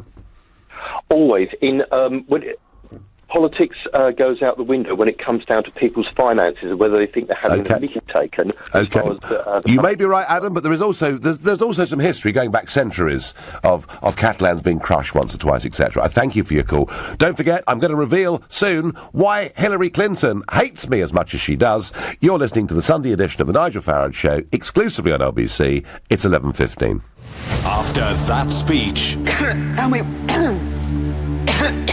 Shows what good the Chancellor's cough suite is. Can the Prime Minister find her voice? In the week she launches a major review of racial disparity in the UK. Join me, Ian Dale at Drive, as Theresa May takes your calls. The Prime Minister, Theresa May, next week, exclusively on LBC. Calling all units. Reports coming in of Sky's gripping new cop drama Tin Star, epic Game of Thrones and loads more shows, all with Sky TV from £20 a month. Sky TV and Sky Q, the Next Generation box, have been sighted in the vicinity. Witnesses report watching wirelessly all round the home for just £12 extra a month. Units should respond immediately and search Sky Q to join or recontract. Sky. Believe in better. Sky Q multi-screen and upfront payment required. £20 standard setup. Sky Q kit loaned at no cost. New 18-month TV contract. Terms apply. Do you take credit cards, she says? Yeah. Like I've got a card machine in my toolbox? No one pays cash these days. I use a PayPal Here card reader. Fits in my pocket. I take cards, even contactless. With no monthly fees. Job done. Get paid by card or contactless wherever you do business with the PayPal Here card reader. Just £35 until November the 30th. Search for PayPal Here card reader.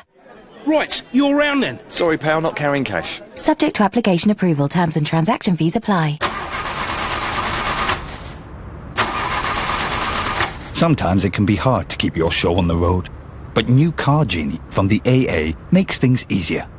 Car Genie helps predict and prevent breakdowns. Just plug it into your car and it will warn you and us if there's a potential problem. That should keep you rolling. New Car Genie from the AA. Because anything can happen. Compatible vehicles only. Check the AA.com for details. Air France. La France is in the air. Fancy flying somewhere with a little more flair? Et voilà! Our Olala deals from London Heathrow let you fly to big destinations for little prices. Shanghai, Lima, and many more. Allez, allez! This offer ends on Tuesday the 10th of October. Book now at airfrance.co.uk and say au revoir. Air France. La France is in the air. If you own a Swiss watch and it's time to sell it, speak to watches.co.uk. The whole process runs like clockwork. Rolex, Patek Philippe, Omega and more.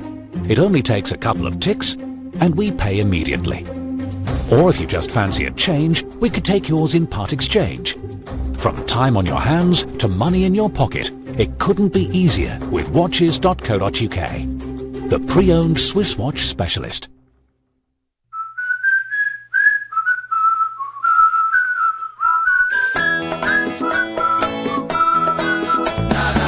At EDF Energy, we train smart, we arrive smart, we work smart, we leave smart.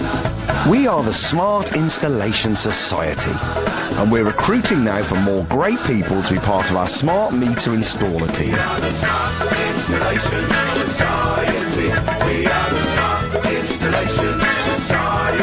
Join us today. Search EDF Energy Smart Careers. Smart metering from EDF Energy. Works for me.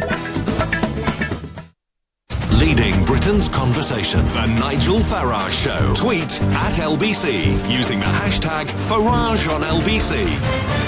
So hundreds of people are gathering in central Barcelona, and they're rallying and they're protesting against the Catalan government's desire for independence and perhaps an announcement that will come on Tuesday. So there are, as our first caller said, two sides to this debate. Important to know that and to remember that separatism for Catalonia has always been in the minority. But my feeling is the actions of the Spanish police last week, and indeed the European Union in backing them up, will drive more people into the arms of the separatist movement. Philip says to me by text, there is no excuse for what happened in Spain. And Philip, I think that just about sums the whole thing up. Gary's been doing some thinking on Twitter.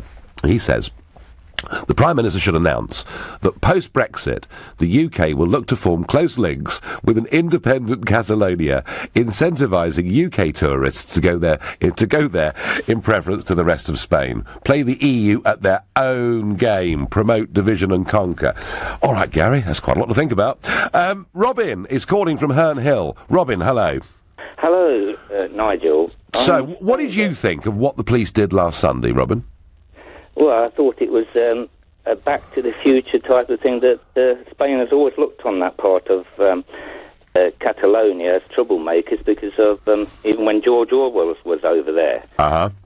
And in some ways it's good news for us because people can see what the European Union is really like. Do you know what? That's what I think too. Yeah. And I'm by no means right-wing because I think that certain things like energy should be capped. But anyway, that's another situation. But I'm stunned that no media lovies or the left have come out and condemned this. I mean, somebody like Tony Benn or Eric Heffer or Michael Foot would have done so. Yes, they absolutely would have done. Robin, you're right. But of course, now the political class and nearly all of the Parliamentary Labour Party are all EU fanatics. They love it. And the reason people don't want to talk about it is the threat of Catalonia breaking away is a much bigger threat to the European Union. It makes Brexit look like a Sunday afternoon picnic. So they're terrified of it and they want it simply to go away. And Robin, the odds are, or certainly before last Sunday, that Catalan separatism was a clear minority. And yet I just wonder whether the events of last week would have changed that and made more people think, do you know what, to hell with Madrid, to hell with Brussels, we're a wealthy little region, we'll become a country and go it on our own. Yeah, also, the terrorist attack, they did act as one. But even then, the Prime Minister was booed by some people in Catalan, and I'm amazed at the left lining up with Goldman Sachs and JP Morgan to stay in the EU. Robin, I don't get it. I see Bob Geldof occasionally leading protests in London, 25,000 young left-wing protesters, all on the side of Goldman Sachs. I can't work it out either. Robin, I thank you. Now, we're going to Maidenhead and Nemesio. Is that the right pronunciation? Yes, that's right, yes. Good morning. Good morning, Nigel. So, come on, tell me, have I got this right or wrong? No, wrong. Wrong, okay. You're not giving the balanced view.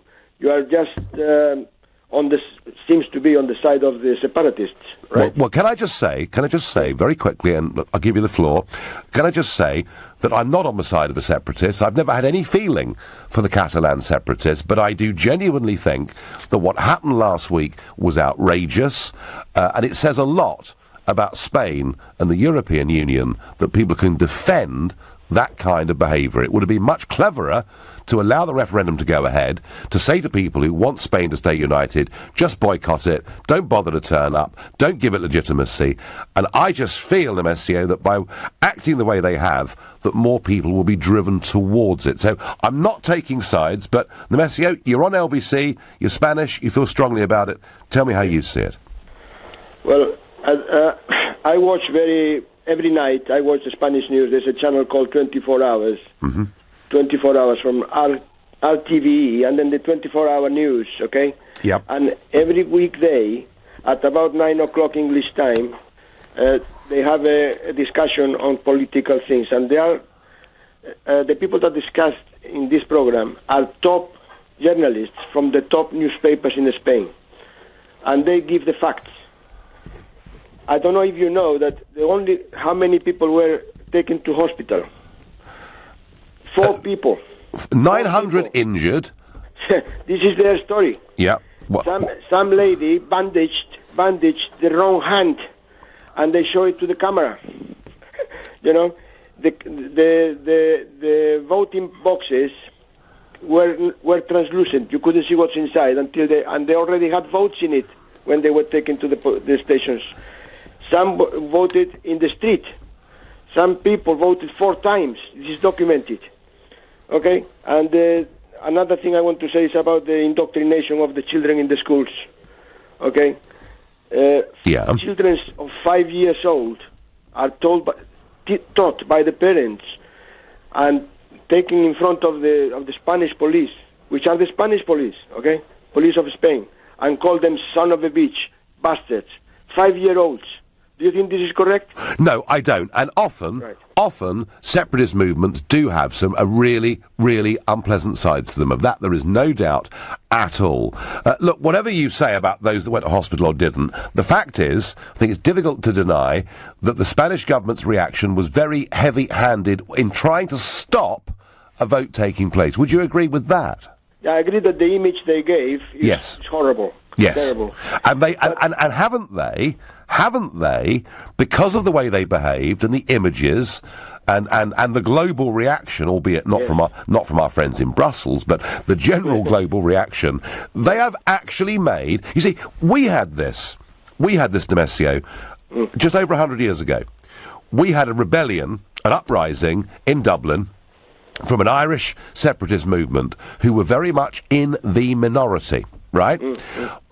British reaction was to send the Navy up the River Liffey, start shelling parts of Dublin, round up the ringleaders, shoot them, and in doing that, we actually turned the argument the other way, and more people embraced Irish nationalism. And I just think that more people are going to embrace Catalan separatism because of that behaviour last week. Another thing I would just quickly is the LBC. Last Thursday, you had a person from the left party in Catalonia. Yes. I tried to ring you on Thursday, but I couldn't get through. Okay. And then yesterday, some other show, they had somebody from also from the separatist group. Can we get somebody from the government side? Okay, right. In defence of LBC and myself, that is why Theo Usherwood right now is in the centre of Barcelona with that march that is going on, and that march are people who want Spain to stay united. So, Nemesio, thank you for your call. You know, if we do get things wrong, if we get the balance wrong, we should know. But that is why Theo Usherwood is there, to make sure that we do represent both sides of this story. Camillo is my next caller from Bounds Green. Good morning. Good morning, Nigel. Good morning. So you're Spanish, are you? Yes, I am indeed. Okay, and how do you feel about the images that were beamed around the world from Barcelona last Sunday? I'll tell you how I feel, but first of all, I would like to tell you something else. You shouldn't use the problems in Spain, in Catalonia, to attack the EU. It's 2 different things, 2 separate things, and you are mixing them up. Because every time the subject comes, you say the EU should have done something. What happened in Catalonia last Sunday was awful. Unfortunately, I have been predicting it for a long time that was going to happen, because precisely that's what the Catalan government wanted. They wanted it because they had no support anywhere, and they wanted the pictures to be seen everywhere. They got what they wanted. The Spanish police weren't taking away people that were voting. They weren't on the queue to vote. They were barricading against the police, so the police couldn't take away the polling boxes. They want the polling boxes, something that the Catalan police, Spain's a democracy. If not, that wouldn't have happened, you know. Catalan police should have closed those polling stations. That was an order coming from the judge. It wasn't Spanish government decision. No, but people are allowed... An order coming from the judge. But you can't stop people. People are allowed to vote, Nigel. Yes, of course they are. Vote but depends what for. The Catalan government are saying this is a vote for independence. Unfortunately, in the Spanish constitution, unless they go to the Senate and they decide and they vote that they can vote for a referendum, that has to be changed for the proper channel. Imagine that the mayor of London decides, because London doesn't need UK, it's wealthy, we need, because this is all about money. It is all about money, yes.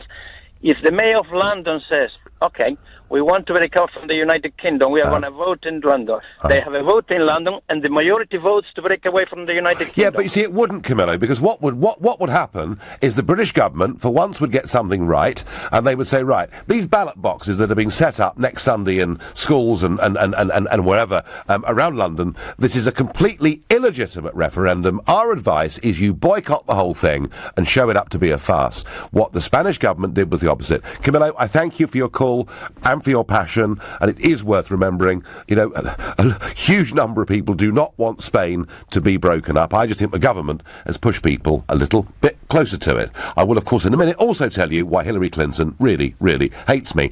Right now, you're listening to the Sunday edition of the Nigel Farage Show here on LBC. It's 11:30 and time for the news with Andy Ivey. Theresa May has promised not to hide from a challenge with rumours of an impending cabinet reshuffle that could see Foreign Secretary Boris Johnson demoted. Labour says the Prime Minister doesn't have enough authority and should resign. Scotland Yard says a 47-year-old man arrested after a collision in South Kensington yesterday has been released under investigation. 11 people were injured and 9 of them taken to hospital for treatment. Thousands of people have joined a rally in Barcelona to protest against the Catalan government's push for independence. It comes a week after a banned referendum. LBC weather largely dry with sunny spells for many and light winds, but showers for northern and western parts, highs of 17 degrees. LBC travel in Hertfordshire. The M25 anti-clockwise remains closed at junction 22 for St Albans because a car's overturned. They're accused from junction 23 for the A1M at South Mims. In Kensington, the A4 Cromwell Road is closed westbound because of an accident at Gloucester Road. 3 cars are involved. One of them's overturned and they're accused from the Natural History Museum. The Royal Parks Half Marathon continues this morning, so there are road closures in central London, including Hyde Park Corner, the Mall, Whitehall and the Strand. And in East London, they're accused on the A13 Newham Way westbound. It's partially blocked because of an accident at Freemasons Road. LBC Travel. I'm Dave Goff. This is LBC.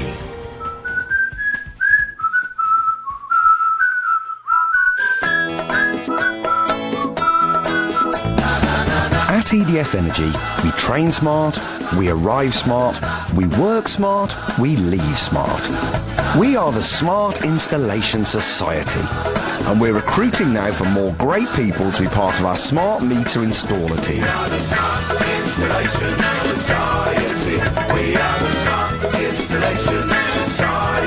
Join us today. Search EDF Energy Smart Careers. Smart metering from EDF Energy. Works for me.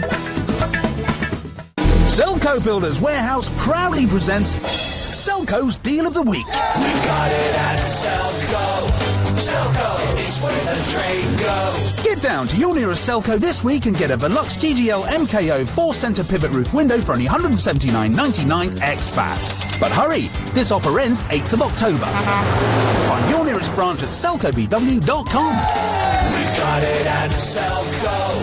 Selco, it's where the trade goes.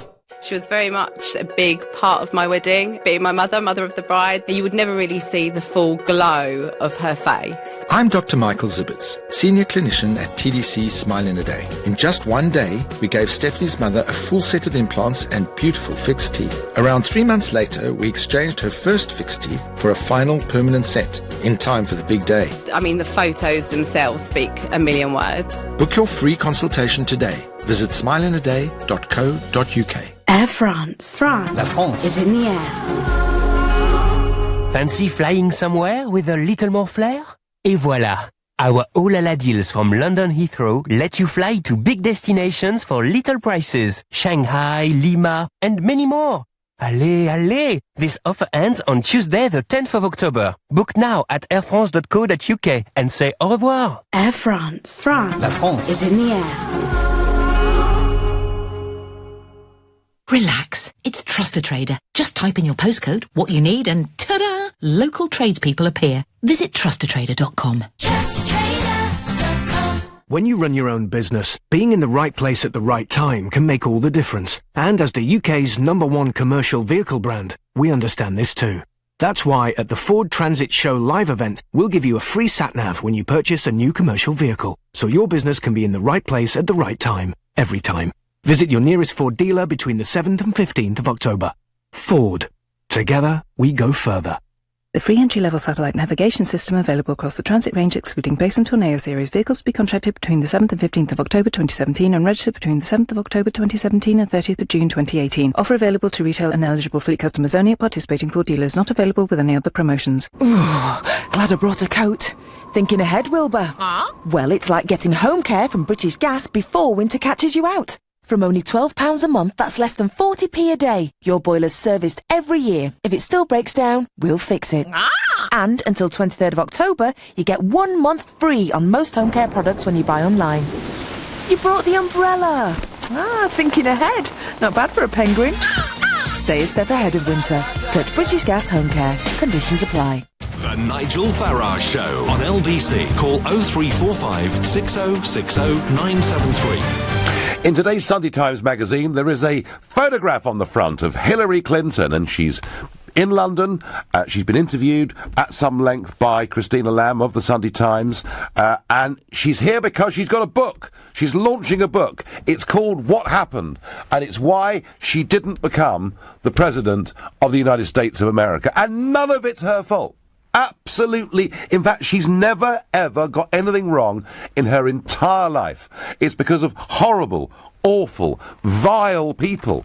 People who were behind Brexit that then dared to get themselves involved in the American elections. She speaks of Farage with disgust. He came to the US to campaign for Trump and spent half of his remarks insulting me in a very personal way and talking about Trump as an alpha male, the silverback gorilla. I think of those images and what that says about what is acceptable and what's not. So I'm not acceptable. I'm looking forward, actually, to reading a bit more of the book. The book is available. It's on sale for £20, published by Simon & Schuster. It's called What Happened, but perhaps should be renamed The Great Big Whinge. So there. Now, earlier on, we were talking to Theo Ashwood, who was amidst hundreds of people in the square in Barcelona. We were doing well for a little bit, then the line went, and I am hoping that Theo, LBC's political editor, is on the phone right now. I'm back, Nigel. The demonstration is still going on. Tens of thousands of campaigners, demonstrators affiliated in some form with the Spanish People's Party, that's Manuel Rajoy's party in Madrid, here in Spain to try and keep Catalonia part of Spain. Now, we saw the ugly scenes last week when the referendum took place. It was deemed illegitimate, it was deemed illegal. Riot police, heavily clad in black armour, burst in, dragging women by the hair, beating elderly people up to try and stop that taking place. Today in central Barcelona, a very different atmosphere. The police are standing with their arms folded, eating donuts, smoking cigarettes, very, very relaxed, because of course they don't, this is their this is their demonstration. This is Madrid's demonstration to try and persuade Catalonia to remain part of Spain. And I've been speaking to a few people in the crowd about why they're here and why they want unity rather than to allow, as they term it, the separatists to win. We're all very afraid of what the Catalan government is doing. Basically, they're bringing us to the ruin. They're ruining this country, you know? Why now? Companies are leaving the region. Everybody's very, very afraid, you know? This can be a disaster for Catalonia. Economically and socially, you know, half of the country is against the other half. It's a disaster. It feels a little bit like civil war. Not without the war, but at least their families are fighting, friends are fighting. It's a total disaster, both socially and economically. But why are they doing it? Some of them are fanatics, and some of them want to do it out of their own economic interests, you know? This is a very corrupt government. Madam, why is it important Spain stays together? It's important because we are together, we are going to be better, and we are going to be like the last 40 years. We are trying to fight for the democracy, and we are trying to stop separatism. We want to be together, and we are going to stay better together. Do you think there'll be violence this week? Do you think the separatists will get their way? Will the separatists win? I don't think so. We are more, and we are all together. We are now here today to stop separatism, and I think we are going to win them. And we all of us have one heart, and we are Catalan and Spanish also. So I think we are going to win. We are more. There's a lot of pro-EU flags here. There's a lot of European Union flags here. Yes. We want to be European again. We are not going to permit this situation, and we want to be Spanish, and we are going to be Catalan, and we want to be from Europe. That we are going to be fighting for the last 40 years. So why are you here? Okay, because I'm a little bit disappointed with the Catalan separatist politicians, because they are lying to us so many times, and from long time, from 30 years already, almost, because they have, the education, they teach the children as changing the history, changing a lot of things, saying to the citizens that the rest of the state, Spain, is stealing them because they afford more taxes than they receive in investments. But this is not such a huge hole. It's not so much there. I mean, they're doing so many crazy statements that are not true. And then the people, a lot of people believe them, and then they want to separate. They say, no, we don't want to belong to the Catalonia gets less taxes than they create. The Catalan community is region. It has a lot of industry, a lot of tourism, a lot of businesses, and then it's rich. It's rich in the sense of creating value. And then they pay the taxes as the rest of the Spanish people. And then they get it back from the state, amounts on investments and so other kind of. And it's true, the richest parts are the ones that afford more than the poorest. No, they receive the poorest. But it's redistribution of the richness. So it's not. I think it's not a problem. I think. No. Do you think that today Spain is trying to say to Catalonia, we love you, we want you to stay? Yeah, of course. All these people is here because they want to continue being together. Remarkable. Theo, are you still there? Still here? Yeah, remarkable how some of those arguments, they were echoes of what we heard used in our referendum in this country about Britain and the European Union. Just there's a lot more passion there and people out on the streets in their numbers. Is there any indication, Theo, as to what is going to happen in the Catalan Parliament on Tuesday afternoon? The Catalan Parliament was due to meet on Monday, and Yeah. you're quite right to pick up on that. Yeah. That session has now been suspended by the government in Madrid. Carles Puigdemont, the president of Catalonia, is then due to address the Parliament here in Barcelona on Tuesday, and it's a little bit unclear as to how far he's going to go. He's under pressure from his own side, Nigel, Yeah. to use the referendum result, the overwhelming referendum result, to leave the rest of Spain as the moment to declare independence. Today's demonstration, and what we saw yesterday, both here in Barcelona and in Madrid, was actually pressure being put on him from the other side to try and row back, to try and find a way of starting a dialogue. But this is a region, Nigel, this goes back to 1975 and the fall of General Franco. This is a region that has had its language suppressed, its culture suppressed, and then over the years it's been able to get that back. And what's happened is, and the woman hit on it there, is that this is the richest part of Spain because of tourism, because of industry. It generates a huge amount of taxes which goes into the coffers of Madrid, and then what they get back in terms of bursaries, grants, direct funding from Madrid is a lot less than that, and that's created a resentment. Same arguments. Government here. Same arguments. Same arguments as we had in the referendum. Yeah, absolutely. Yeah. And that's created the resentment, Nigel, that they want to say, well, hang on a moment, we could be better off out on our own, with our own economy, with our own culture, and we don't need Madrid. Theo, thanks ever so much, and keep us in touch in the next couple of days. There is the possibility of some very dramatic events.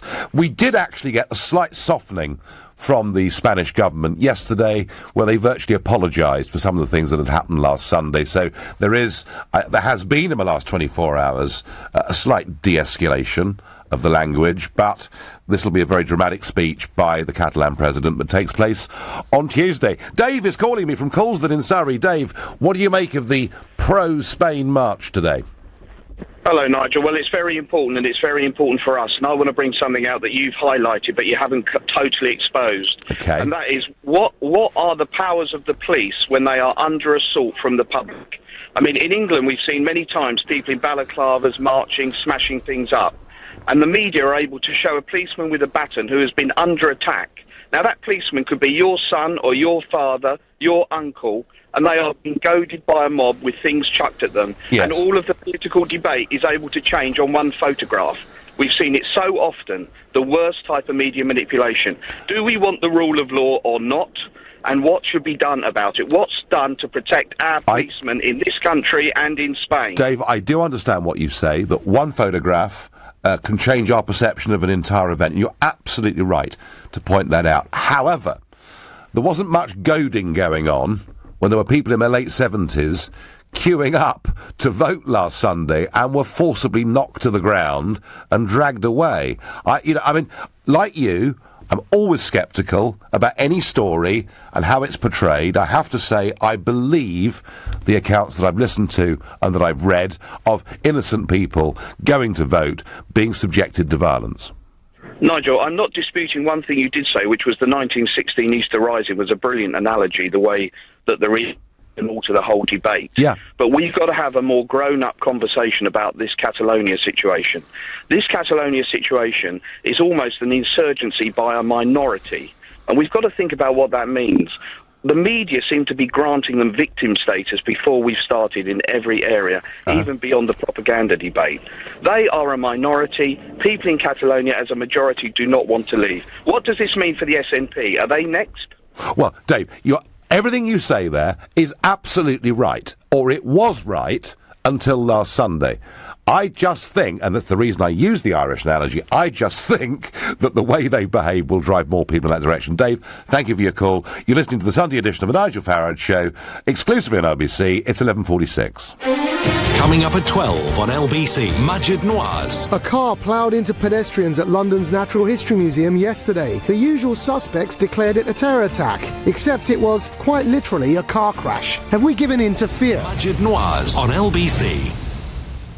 I'm Nick Ferrari, and thank you for all your support with this year's Global's Make Some Noise Day, LBC's charity for those who don't get heard. We raised an amazing amount of money. However, we've got more still to come, including a series of live events at the Hippodrome in London's Leicester Square. They include me, Nick Ferrari, being interviewed by the former Deputy Prime Minister Nick Clegg, and an evening with one of the world's most talked about politicians, yes, Nigel Farage. To buy your tickets and help raise even more money, go to lbc.co.uk.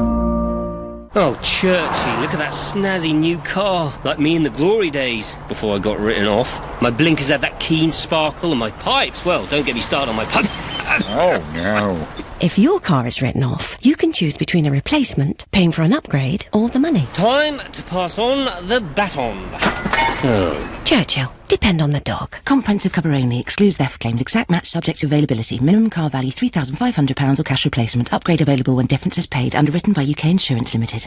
Oak Furnitureland's super sale must end Sunday. There's quality 100% solid hardwood furniture to suit every room and every home. We've a choice of hardwoods including natural, rustic and mango, with modern and traditional styles, plus beautifully finished painted collections to choose from. And don't miss our exclusive selection of sofa designs. So whether it's the whole room or a statement piece you're looking for, visit us in-store or online at oakfurnitureland.co.uk. Our super sale must end Sunday. Order now for guaranteed Christmas delivery. So, you're all ready to go? Great. Can you let me out, please? Did you just hear that? Oh, don't worry, that's just Steve giving your Duke's bootlock one final check. Mr. Thorough, bless him. Hello? Because we know every nut and cranny on a Nissan, you get even greater peace of mind. So visit Nissan's used car event from the 6th to the 23rd of October, where you could drive away a used 65-plate Duke from £11,946, subject to availability at participating dealers. Google Nissan Cared For to find your nearest dealer.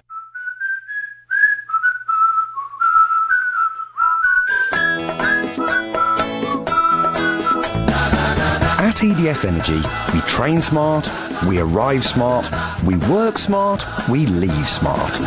We are the Smart Installation Society, and we're recruiting now for more great people to be part of our smart meter installer team.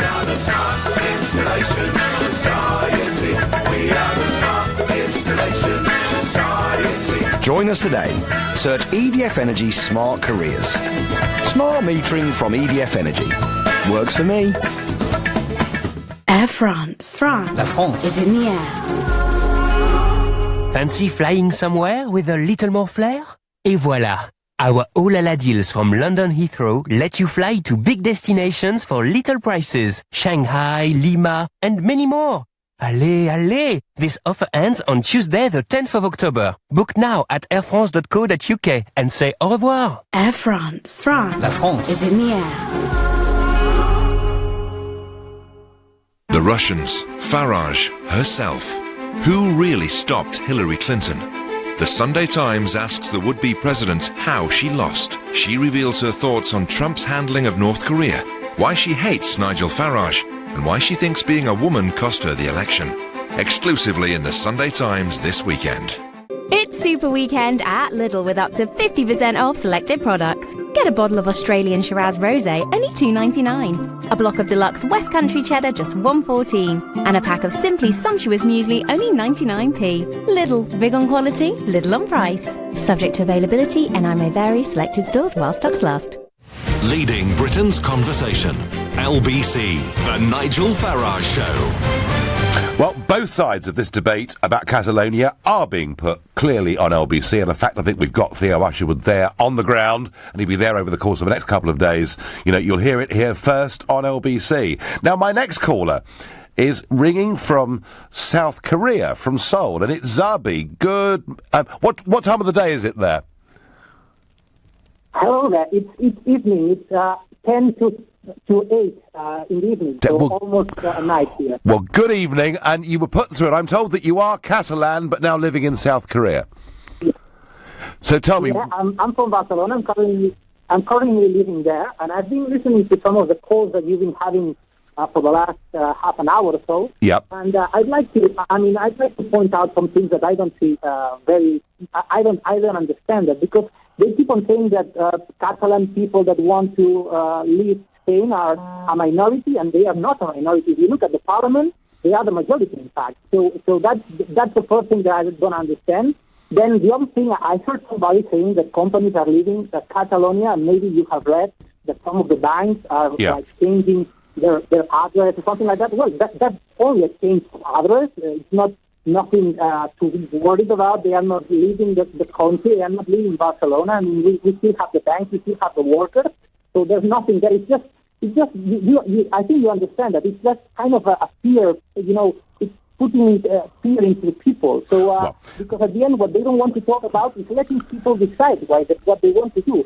I mean, at the end, it's just that problem, and Spain is having that problem, not listening to people and just saying lies and then bullshit at the end. So let me just, Zabi, let me just pick up on 2 points. Firstly, the last polling that I saw said that in a referendum, about 41% would vote for separation, which is up from 15% 20 years ago. So the last polling we saw suggested that it was a minority, but that may have changed after last Sunday. Your point about the banks and businesses is fascinating. So before last Sunday, this was never an argument that was heard. Now, the prospect that Catalonia may secede has led to the banks saying they would leave, and it's actually almost a rerun of the arguments that we had in the British referendum. But Zabi, let me ask you, if you were back in Barcelona, or if there was a defining referendum, would you yourself vote for Catalan independence? I would. Nowadays I would. Yes, of course. Yes. Because, and I think it means a lot of people that they would vote against that independence like 15 days ago, but now they are... That's exactly what I think. And how would you... Just let me ask you this one last question if I can. So, Catalonia, if it was to secede in that referendum, would you think it's important for Catalonia to join the European Union, or wouldn't that worry you? Would independence be what you'd be going for? No, I wouldn't be worried at all. I mean, there are some streets that we could, add to that street. I mean, we could get into those streets for commerce and for these kind of things. But the European Union is just a club for partners. I mean, there's the Partners Club with countries doing whatever they want, and they don't care about anything else. So if you are in, you're good, and if you're out, you're the same, but out. I mean, you can live outside the European Union, that's for sure.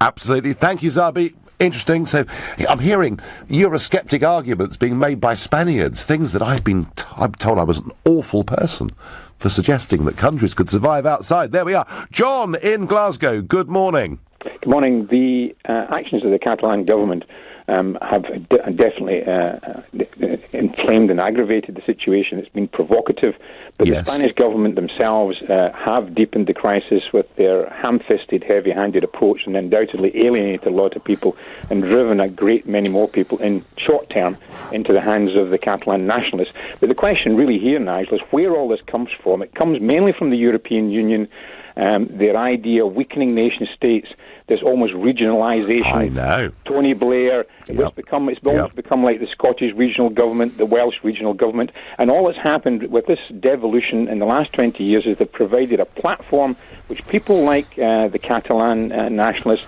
like the Scottish nationalists, have taken over as their own platform. And I would remind a lot of people that as recently as 3 or 4 months ago, Nicola Sturgeon was even threatening in the same kind of provocative, inflammatory way to hold a second referendum here in Scotland, regardless of what anybody else in the UK thought.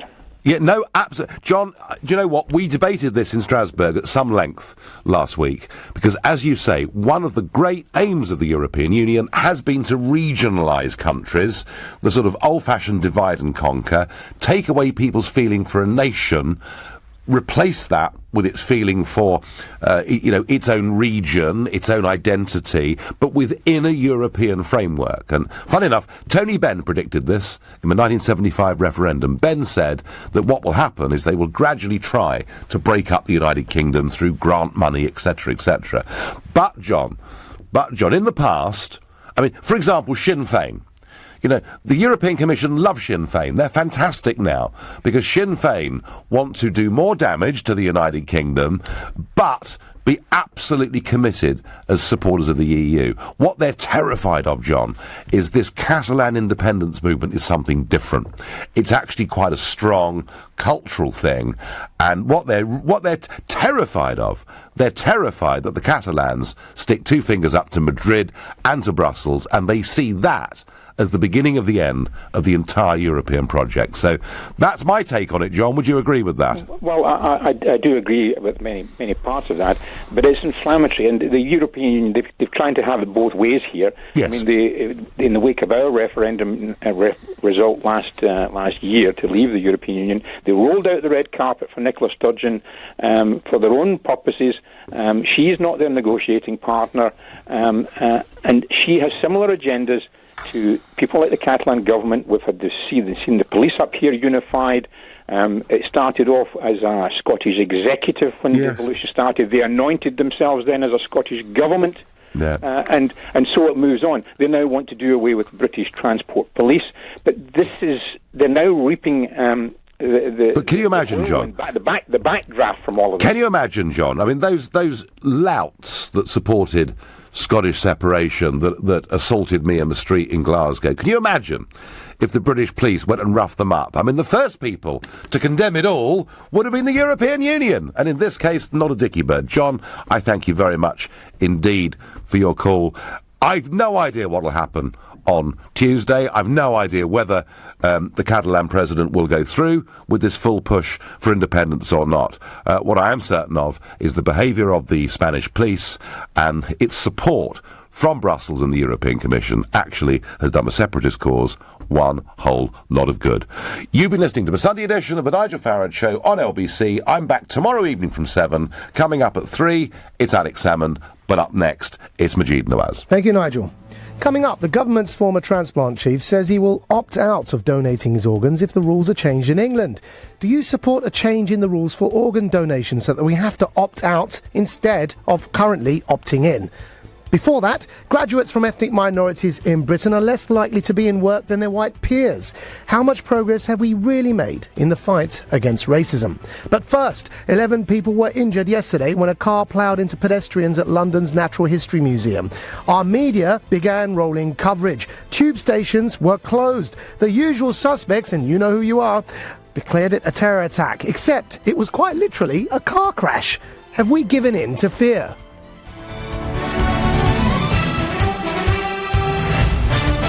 On FM, online, on your mobile, and on digital radio. Leading Britain's conversation. This is LBC. From Global's newsroom at midday, Theresa May is promising not to hide from a challenge with speculation of a cabinet reshuffle later in the month that could see Boris Johnson demoted. Labour claims the Prime Minister doesn't have enough authority and can't lead her party, but Culture Secretary Karen Bradley is backing Mrs May and says the Conservatives must remain focused. The important point is that we get on with the job. The Prime Minister set out policies in her conference speech that we need to deliver on. We need to get that right deal with Brexit, but we need to make sure we deliver on those policies, that when we identify the injustices, when we identify things going wrong, we act on them. Scotland's Brexit minister insists independence will still be up for discussion at the SNP party conference, which is taking place in Glasgow. Mike Russell says Scots need to be given a choice as the UK prepares to leave the EU. There is no doubt whatsoever that Scotland has to remain within the single market and the customs union. Whether it's a soft or a hard Brexit, people have to be given the right to say whether they want that or they want something else, and that something else is independence. Thousands of people have joined a rally in central Barcelona to protest against the Catalan government's attempts to break away from Spain. It comes a week after a banned referendum marred by violence as national police tried to stop the vote taking place. These people have told LBC why they've joined the demonstration. We're all very afraid of what the Catalan government is doing. Basically, they are bringing us to the ruin. They're ruining this country, you know? We are trying to fight for the democracy, and we are trying to stop separatism. We want to be together, and we are going to stay better together. A man arrested after a minicab crash caused fears of a terror alert near the Natural History Museum has been released by police under investigation. The 47-year-old driver was one of 11 people hurt when a car hit pedestrians yesterday. He was detained on suspicion of dangerous driving. Scotland Yard says it wasn't terror-related. Nate has been downgraded from a Category 1 hurricane to a tropical storm. It's brought strong winds, torrential rain and some flooding to the US Gulf Coast. People filling in the next census form in 2021 may not have to say whether they're male or female. It's reported the sex question could be made voluntary after claims it discriminates against transgender people. The tentative recommendation has been made in a report for the Office for National Statistics. LBC weather, largely dry with sunny spells for many and light winds, but showers for northern and western parts, highs of 17 degrees. From Global's newsroom for LBC, I'm Andy Ivy. Modern life is hectic. Queuing for the bathroom, packing the kids' lunchboxes, doing the school run, walking the dog, sprinting after the bus, making that deadline, cheeky catch up with the girlies, then racing to pick up the kids so we're home for tea time. Oh, nothing in the fridge. Don't come home to an empty fridge. New Tesco same-day delivery. Order by 1 for delivery after 7. Tesco. Every little helps. Subject to availability, excludes Sunday delivery charges apply. LBC Travel in Hertfordshire, the M25 anti-clockwise has reopened at junction 22 for St Albans after a car overturned earlier on. Queues remain though from junction 23 for the A1M at South Mims. Also on the M25 anti-clockwise, a lane's closed between junction 25 for the A10 at Enfield and junction 24 for Potters Bar. That's because a lorry's having a tyre changed. The Royal Parks Half Marathon continues, so there are road closures in central London, including Whitehall and the Strand. And on the Tube, engineering works means there's no district line west of South Kensington, so affecting the Wimbledon, Richmond and Edgware Road branches. LBC Travel, I'm Dave Goff. This is LBC from Global, leading Britain's conversation.